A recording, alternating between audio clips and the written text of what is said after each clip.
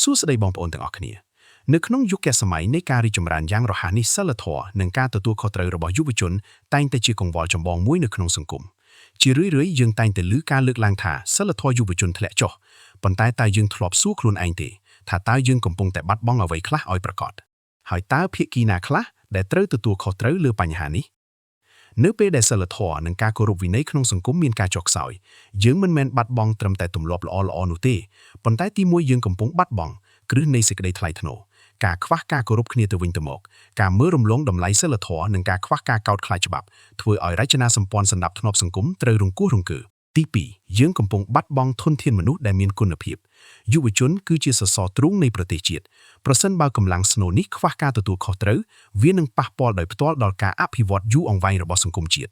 ទី3យើងកំពុងបាត់បង់សុវត្ថិភាពនិងភាពសុខសាន្តរួមឥរិយាបថអវិជ្ជមាននិងការល្មើសច្បាប់ផ្សេងៗតែងតែបង្កផលប៉ះពាល់និងការភ័យខ្លាចដល់មនុស្សជុំវិញខ្លួនជាកំហិត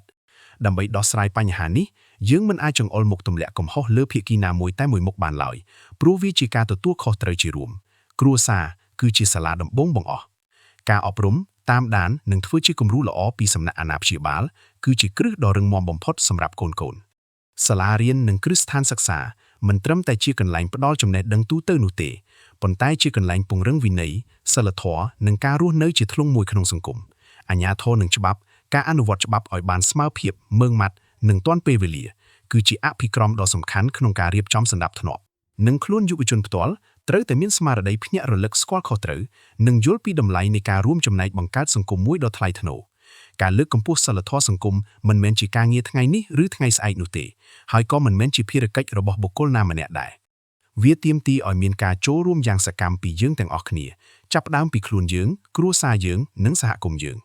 ចុះសម្រាប់បងប្អូនវិញតើយល់យ៉ាងណាដែរចំពោះបញ្ហានេះសូមចែករំលែកមតិយោបល់នៅខាងក្រោមទាំងអស់គ្នា